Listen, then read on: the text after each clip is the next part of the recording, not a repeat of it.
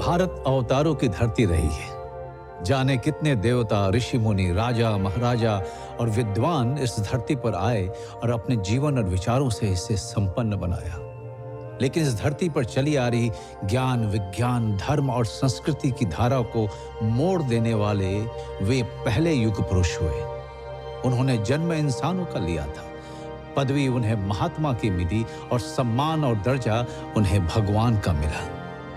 जी हाँ, सही समझे आप, मैं महात्मा बुद्ध की बात कर रहा हूं।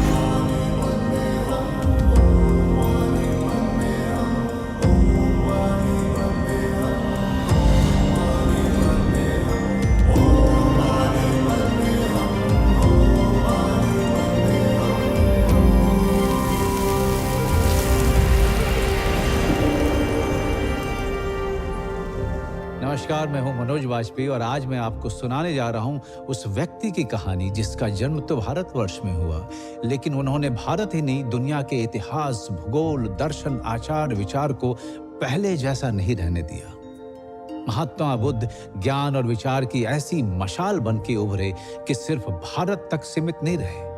उनके विचार पहले लोगों के लिए जीने का तरीका बना, फिर मत और फिर वो धर्म बनकर दुनिया भर में फैल गया। Extraordinary circumstances which is challenging the society, there comes an extraordinary personality who gives a new direction to the society and history is created. Buddha came at a time when India was facing lot of challenges. मैत्री का concept है, जब बुद्धता का जो concept है, then mindfulness है, विपස්සना है ना, ये पूरी दुनिया में इसलिए ये इतना आगे बढ़ी क्योंकि they are so simple yet so logical yet so meaningful yet so effective. राजमहल की संपूर्ण सुख सुविधा के बीच जब जीवन का यह कष्टकर स्वरूप राजकुमार सिद्धार्थ के सामने नहीं आया था, तब भी उनमें एक तत्व सर्वाधिक था, जिज्ञासा का। जिज्ञासा सवाल में बदलती है, सवाल तर्क में परिणत होता है, तर्क अपनी कसौटी पर विश्वास को छानता है और उसमें अंधविश्वास को अलग कर देता है। ठीक यहीं पर बालक सिद्धार्थ के बुद्ध बनने का बीज पड़ चुका था। एक आगामी क्रांति की मौन शुरुआत हो चुकी थी। बुद्ध अपने समय के क्रांतिकारी थे और उनकी क्रांति इतनी बड़ी थी कि आज भी वो मनुष्यता को प्रभावित कर रहा है। बुद्धिस्ट फिलॉसफी इतनी लॉजिकल है और इतनी सटीक है, इतनी deep as well as intensive है, जो यूरोप की पोस्ट मॉडर्निज्म है, मॉडर्निज्म है, इनके साथ अगर उसको मैं कंपेयर करूं तो मुझे नहीं लगता कि वो कहीं टिकती हैं। बुद्ध अपने घर से निकलने के बाद ज्ञान के लिए बहुत भटके, मगर उन्हें ज्ञान मिला भी तो कहाँ? न काशी में, न प्रयाग में, न राजधानी में, न जंगल में, उस गया में जो जिंदगी नहीं, मृत्यु के संस्कार पिंडदान के शहर के रूप में मशहूर था। तो इस गया में एक पीपल के पेड़ के नीचे बुद्ध निर्वाण या ज्ञान पाते हैं। इसी कारण वो स्थान बोध गया कहलाता है। वहां से वो काशी के पास सारनाथ पहुंचे और जहां उन्होंने अपनी पहली शिक्षा दी और धम्म की स्थापना करी। जीवन चला जाता है, उसके निशान शेष रह जाते हैं। बुद्ध के जाने के बाद जो व्यापक रिक्तता या खालीपन पैदा हुआ, उनके फॉलोअरों ने उसे उनके रेलिक्स यानी अवशेषों से भरा। जिन्होंने बुद्ध को रूबरू नहीं देखा था या जिन जगहों पर बुद्ध जा नहीं पाए थे, उन सब के लिए बुद्ध के अवशेष बुद्ध से कम नहीं थे। बुद्ध के 3 तरह के अवशेष मिलते हैं। पहला शारीरिक यानी बॉडीली रेलिक्स, इसमें बुद्ध के शरीर की राख या उनके बचे हुए अंग आते हैं। दूसरा पारिभौगिक यानी कॉन्टैक्ट रेलिक्स और तीसरा उद्देश्य या धम्म रेलिक्स। यहां प्रश्न यह भी उठता है कि जिस बुद्ध ने जीवन भर त्याग किया, राजपाट छोड़ा, परिवार छोड़ा, वे शिष्यों को अपने अवशेषों के संग्रह और उसके दर्शन के बंदोबस्त का निर्देश क्यों दे रहे हैं? असल में यही सवाल हमें भी इस कहानी तक लेके आई है। बात तब की है जब बुद्ध 80 साल के हो चुके थे। वे जीवन भर गतिमान रहे, जड़ नहीं रहे। ऐसे में ये कहाँ संभव था कि वो बैठे बिठाए महापरिनिर्वाण को प्राप्त होते। दुनिया अभी इससे अनजान थी, पर उन्हें ये मालूम था कि ये उनके जीवन की आखिरी यात्रा है। आनंद का रोल बुद्ध के जीवन में, उनके जीवन के आखिरी क्षणों में बहुत महत्वपूर्ण हो जाता है। उनकी लास्ट जर्नी में उनका मेंशन आता है बहुत प्रोमिनेंटली, और वो इस कॉन्टेक्स्ट में भी आता है कि वो सबसे आखिरी उनके बुद्ध के शिष्य थे जिन्होंने अरहतशिप, जिनको एनलाइटनमेंट प्राप्त हुआ था। आनंद और भगवान का संबंध कैसा है? उपस्थाक यानी पर्सनल अटेंडेंट। तो एक दिन भगवान ने कहा कि अब मेरी आयु हो गई है, मैं 60 वर्ष का हो रहा हूं, अब मुझे कोई उपस्थाक दिया जाना चाहिए जो निरंतर मेरे साथ रहे। एक एक कर सभी भिक्षु खड़े होते हैं और कहते, भगवान मैं आपका उपस्थाक बनूंगा। सिर्फ एक व्यक्ति खड़ा नहीं होता है जिसका नाम है आनंद।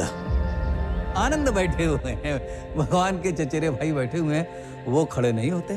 तो सबने आनंद की ओर देखा तो आनंद खड़े हुए कि मैं भगवान का उपस्थाक बन सकता हूं, लेकिन मेरी कुछ शर्तें हैं। एक शर्त कि भगवान कोई यदि आमंत्रण मेरे पास आए और मैं उस आमंत्रण को स्वीकार करूं तो उस आमंत्रण को आप स्वीकार करेंगे, वरना मेरी कौन सुनेगा।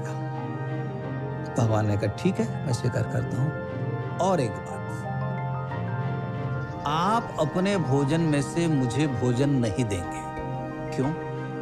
जाहिर सी बात है, ताकि और भिक्षु ये ना सोचें अरे आनंद ने ये काम इसीलिए चुना है कि आनंद को अच्छा भोजन मिलेगा। आप मुझे जहां हर जगह आपको आमंत्रण मिलता है वहां नहीं ले जाएंगे, ताकि और लोग ये ना सोचें कि आनंद ने ये काम इसलिए स्वीकार किया है कि आनंद भगवान के साथ भोजन के लिए। आप मुझे श्रेष्ठ चिवर, अच्छा सिवर चुनकर नहीं देंगे। मैं जो वस्त्र भिक्षा मांगकर ले आऊंगा मैं वही पहनूंगा। तो कितनी सुंदर कथा है कि एक चचेरा भाई अपने भाई का उपस्थाक रहता है और जीवन का उसको कोई लोभ नहीं है। वो कितनी शर्तें भगवान के साथ रखता है कि किसी के मन में कभी ये ईर्ष्या न हो कि मैंने ये लाभ के लिए किया। बुद्ध की जीवन यात्रा का फलक गंगा की मध्य और निचली घाटी के इलाकों से होते हुए मिथिला और नेपाल की तराई तक फैला हुआ था। वे लगातार घूमते हुए ज्ञान बांटा करते थे, सिवाय चातुर्मास या वर्षा ऋतु के, जिसे बुद्ध का वर्षावास कहा जाता था। वैशाली की बाहरी सीमा पर बसे बेलुआ गांव का वर्षावास बुद्ध की अंतिम यात्रा का प्रस्थान बिंदु साबित होता है। यात्रा अब तक निष्कंटक चल रही है, पर काल को आगामी आहट का आभास भी तो देना था। बुद्ध बीमार पड़ गए। उनके शिष्यों ने काल की इस कुंडी की ध्वनि नहीं सुनी। बुद्ध मुस्कुराए, अपनी संकल्प शक्ति से अपने को स्वस्थ किया और अगले पड़ाव चपाल चैत्य पहुंच गए। बुद्ध जानते थे उनका जाना इस दुनिया और विशेषकर उनके शिष्यों के लिए एक सदमा होगा, पर यदि आगत की पूर्व सूचना दे दी जाए तो वे बचे हुए समय में अपने को इसके लिए मानसिक रूप से तैयार कर पाएंगे। बुद्ध समझ गए थे कि महापरिनिर्वाण की घोषणा का सही समय आ गया था। उन्होंने अपने अभिन्न शिष्य आनंद को याद किया। आनंद बुद्ध के साथ 2.5 दशक से हैं। वे बुद्ध के इतने निकट हैं कि अक्सर उनकी बात कहने से पहले समझ जाते हैं। तो बुद्ध ने आनंद को बुलाया। बुद्ध उनसे कहते हैं, तुम बोलो तो मैं इस धरती पर तब तक रह सकता हूं जब तक ये धरती रहेगी।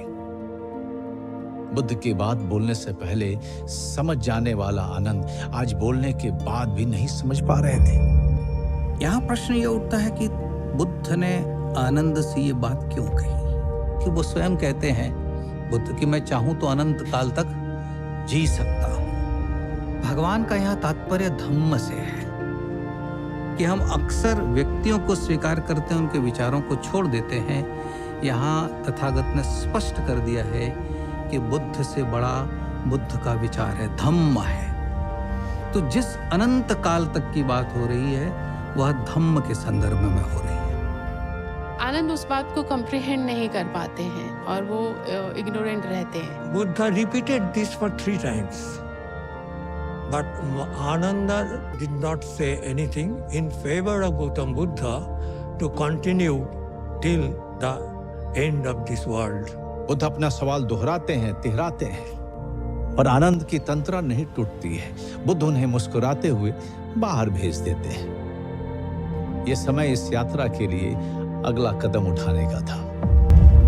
बुद्ध अपनी गुफा में साधनारत हो जाते हैं। उन्हें महापरिनिर्वाण का निर्णय लेना है, लेकिन उन्हें इस जगत की भी चिंता करनी है। साधना के बीच महापरिनिर्वाण के हाँ ना का तर्क वितर्क चल रहा है, और यहाँ आता है बुद्ध का बहुत पुराना साथी मारा।